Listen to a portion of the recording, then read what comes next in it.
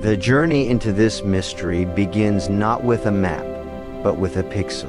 The now iconic image of the misty Jungle Valley first surfaced on a niche online forum dedicated to fantasy art and digital landscapes roughly 7 years ago. Its origin was murky, posted by an anonymous user with a simple caption, "Lost Valley, Amazonas." The image itself is a masterclass in plausible beauty. It features a classic U-shaped valley, suggesting glacial carving, which is immediately a problem because the central Amazon basin is not a region known for glacial geology. The mist is perfectly rendered, clinging to lush, hypergreen vegetation that seems to pulse with life. The composition is flawless, using the principles of the golden ratio to lead the eye into the mysterious distance. It was, as experts I consulted confirmed, almost certainly a digital composite blend of perhaps a photograph of a Southeast Asian valley, texture layers from South American canopy shots, and expertly painted atmospheric effects. But the internet doesn't vet for geological accuracy, it vibes with emotional resonance. And this image resonated deeply. It was shared on platforms like Reddit's Earthborn and Natura's Fascinating, where its origins were stripped away and replaced with increasingly grandiose claims. It became the valley that time forgot, home to undiscovered species, a place where ancient tribes live untouched by modernity. The myth was crystallizing not from fact, but from a collective yearning for the unknown. I spoke to Dr. Alina Torres, a digital anthropologist at Stanford, who explained the phenomenon in an era where Google Earth has seemingly mapped every square inch. There's a profound psychological need for terra incognita. This image fulfilled that need. It became a blank screen onto which people projected their fantasies of adventure, purity, and discovery. The less factual information available, the more powerful the legend grew. The data trail is fascinating.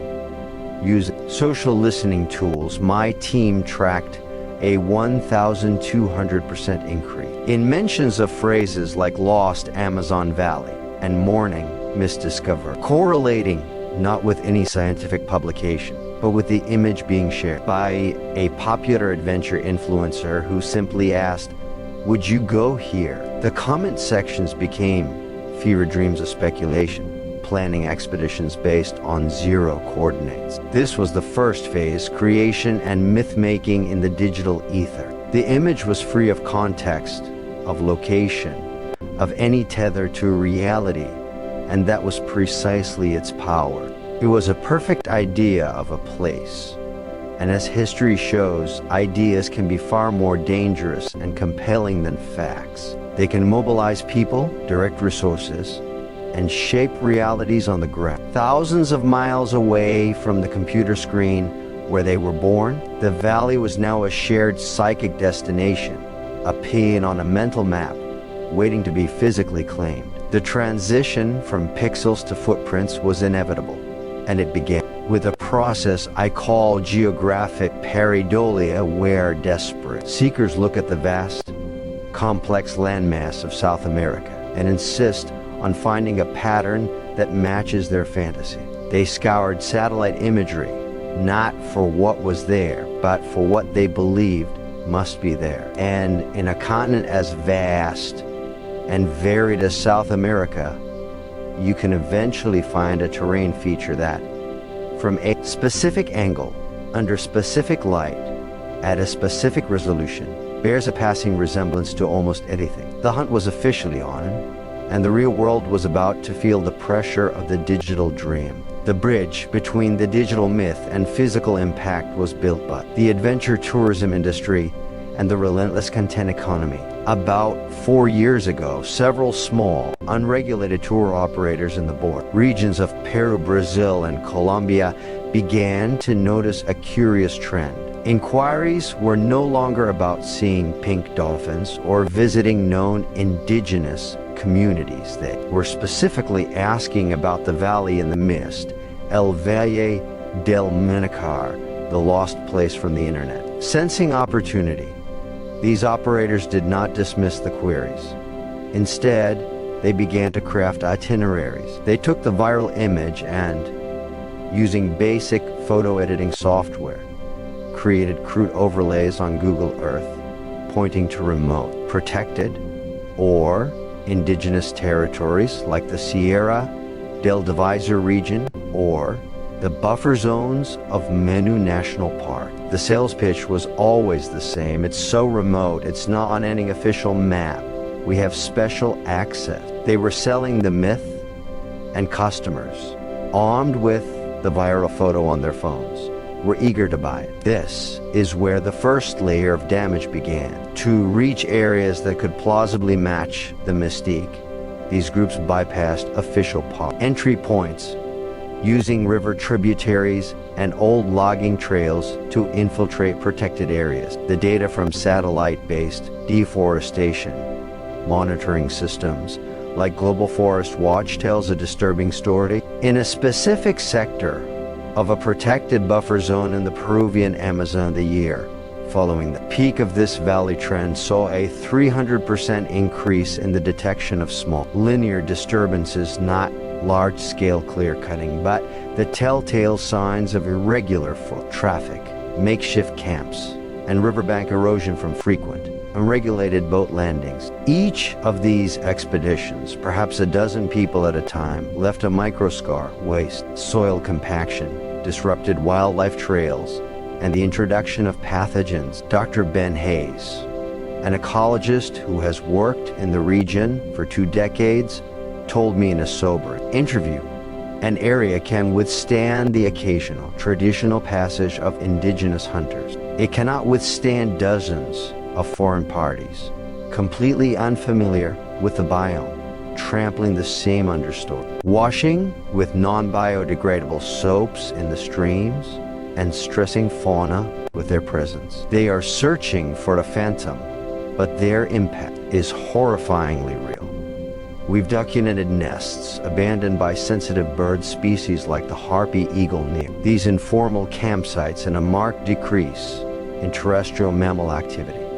Furthermore, the social impact was immediate. I obtained, through local contacts, recorded interviews, translated and anonymized for safety, with members of an isolated indigenous community whose territory was traversed by one of these seeking parties. They spoke of the confusion and fear when armed outsiders, guides carrying machetes and rifles for protection, appear without warning, offering money for guide services to the misty place. The community had no concept of the viral image. They only saw intrusion. One elder said, "They did not see us. They only looked past us into the forest for something that was not there. They left disappointment behind them, and we were left with worry." The tragedy is compounded by economic predation. These tour operators charge premium rates, often thousands of dollars per person, for these exclusive discovery tours. Yet, less than 10% of that revenue, by my analysis of leaked pricing, sheets, and local guide payment records, remains in the local economy. The bulk is siphoned off by middlemen based in Lima or Manaus who mastermind the digital marketing of these fraudulent expeditions. They create beautiful websites, run targeted ads on social media using the very viral image, and sell the dream with polished professionalism. The local guides, often from marginalized communities themselves, are paid a pittance to lead these grueling and ultimately futile treks into the deep jungle. They know they will never find the valley, but the economic pressure is too great to refuse the work. Thus, a cycle of exploitation is born. Digital myth fuels desire, desire fuels unregulated tourism, tourism fuels ecological degradation and social disruption, and all of it is monetized by distant actors who bear none of the consequences. The real valley being destroyed is not the one in the picture. It's the very real, complex, and fragile ecosystem being used as its stand-in. Just as the physical damage seemed to be reaching a critical point, the narrative entered a new, even more insidious phase. co-option by pseudoscience and conspiracy networks. Approximately 2 years ago, the discourse around the Morning Mist Valley shifted dramatically on platforms like YouTube and alternative podcasting sites. The tone moved from adventurous wonder to one of deliberate, sinister secrecy. Influencers in the ancient civilizations and forbidden history niches began producing lengthy videos alleging that the valley wasn't just a beautiful natural feature, it was a site of immense, hidden power. Some claimed it was the location of a lost crystal city from a pre-human civilization, its energy generators causing the perpetual mist. Others wove it into existing conspiracy theories, suggesting it was a hidden biological research facility or even an extraterrestrial embassy, with the mist serving as a camouflage field. This rebranding was catastrophic for the search efforts. It attracted a new demographic, not just adventure tourists, but truth seekers, conspiracy pilgrims, and individuals using various forms of dowsing rods, frequency detectors, and other pseudo-archaeological tools to locate the energy vortex. The data from online forums like the Hidden Earth subreddit and certain Discord servers shows a sharp rise in technical-looking but utterly baseless posts sharing coordinate analysis and ley line intersections that supposedly pinpointed the valley. These coordinates, when plotted, often landed squarely in the most legally protected and ecologically sensitive cores of national parks and indigenous reserves.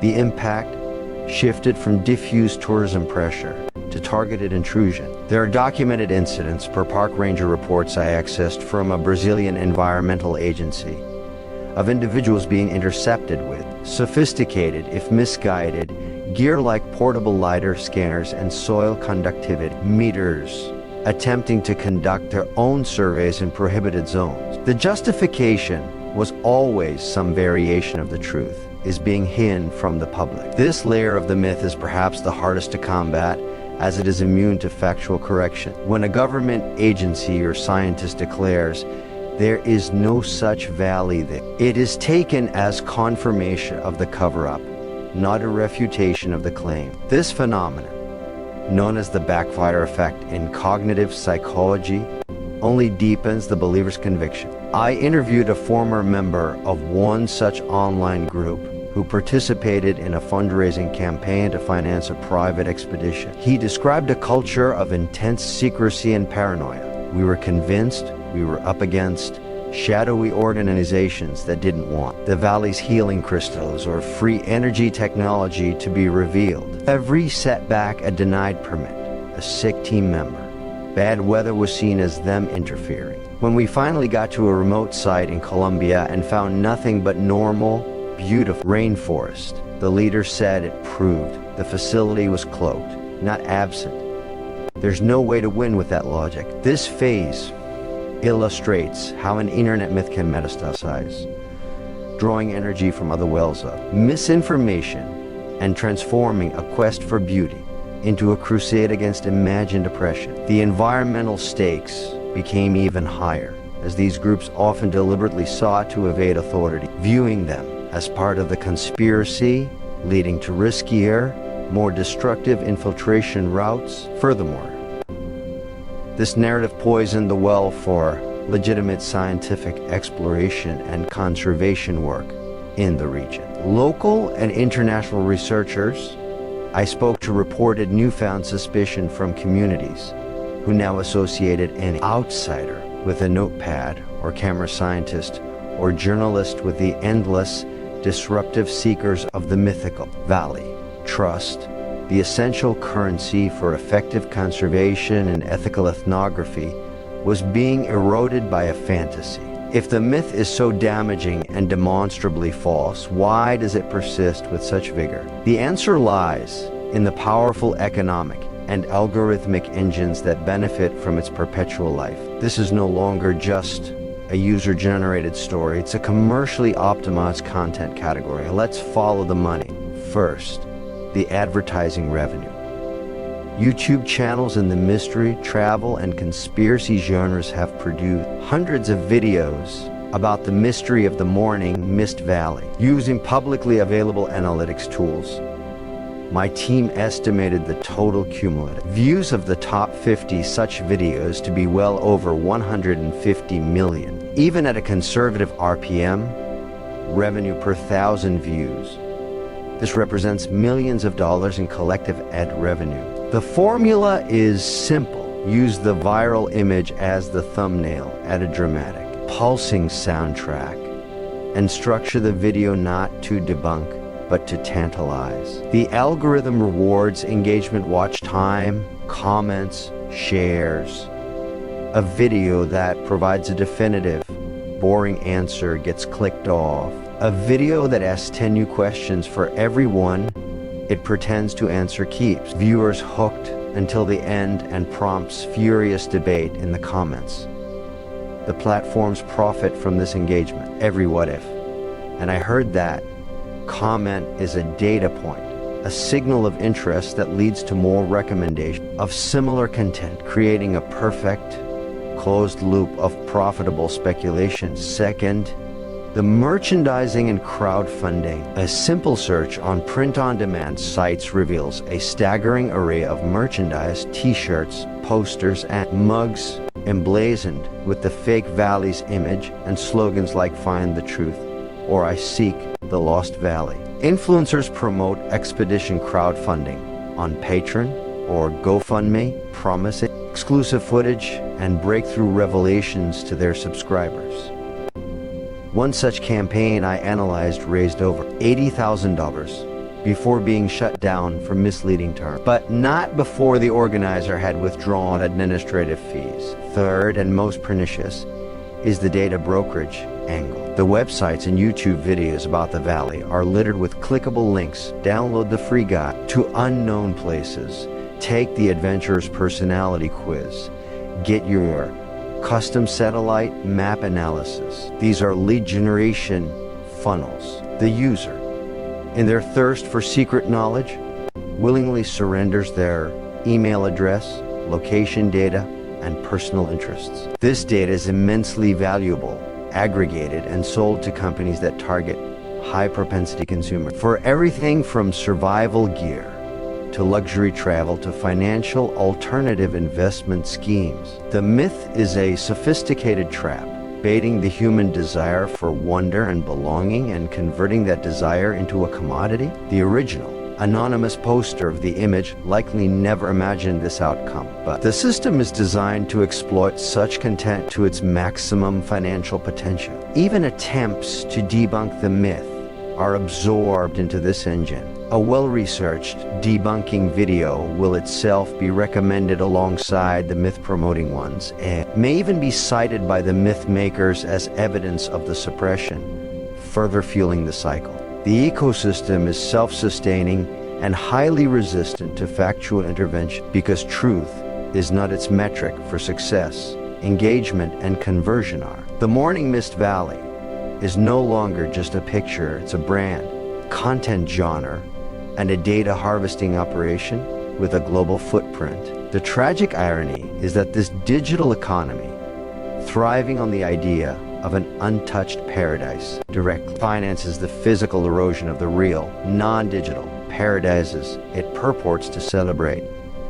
So, where does this leave us? We have a digitally born phantom, a collective dream of an untouched sanctuary that has manifested as a wake of real-world destruction, ecological degradation in protected areas, the exploitation of local communities and guides, the erosion of trust in science and conservation, and the fueling of a predatory online attention economy. The true location of the Morning Mist Valley is not a set of geographic coordinates in South America. Its true location is in the intersection of our digital platforms' engagement algorithms, our ancient human longing for the undiscovered, and the modern machinery that monetizes that longing without regard for consequence. This is not an isolated case. It is a blueprint, a parable for the digital age. The same mechanics apply to myths about secret cures, hidden historical truths, and fabricated threats. They create self-perpetuating cycles where the fantasy is more profitable and often more psychologically satisfying than the reality. Recognizing this pattern is the first step toward immunity. The antidote is not to stop seeking wonder, but to redirect that awe towards the genuine, documented miracles that already exist, which are under real threat and deserve our real protection. Instead of chasing a composite image of a valley, why not champion the very real, breathtaking, and critically endangered Valle del Coco in Colombia with its wax palms? Or fight for the preservation of the actual misty mountains of the Andes cloud forests, which are being decimated by climate change and agriculture. Support the indigenous communities who are the true guardians of these forests, not by intruding on their land seeking myths, but by amplifying their voices, respecting their sovereignty, and supporting NGOs that work under their direction. The real adventure, the real discovery, lies not in finding a place that doesn't exist, but in understanding and protecting the profound, complex beauty of the world that does. It requires more humility and more work than clicking on a tantalizing thumbnail. It requires critical thinking. The next time you see a shocking, too perfect image of a lost world, pause. Reverse image search it. Ask who benefits from you believing it. Seek out the scientific and journalistic sources that report on our planet's real wonders and real crises. The most radical act you can commit in today's attention economy is to deliberately, conscientiously choose reality over fantasy, especially when the fantasy is seductively packaged. And this is where you come in. This investigation took months of data analysis, cross-referencing satellite imagery, reaching out to experts and local sources, and piecing together a story that big algorithms don't want told because it asks you to look away from the dream and into the sometimes ugly truth. If this video has shifted your perspective, if you believe that this kind of forensic unpacking of digital myths is vital, then you need to become part of this channel's community right now. Don't just like this video, share it. Share it with that friend who's always posting about mysterious places. Share it in the comments of those other valley videos. Break the cycle of passive consumption. Subscribe and hit the bell, because next week I'm exposing an even bigger digital myth surrounding a supposed lost civilization in the Pacific, and you will not believe the political agendas it's fueling. We are building a firewall of facts here, and every subscriber is a brick in that wall. Your attention is the most powerful tool you have. Stop giving it to lies that destroy. Start using it to protect what's real. Click subscribe. Join this community of reality seekers. And let's prove that truth isn't just stranger than fiction. It's more important. Do it now.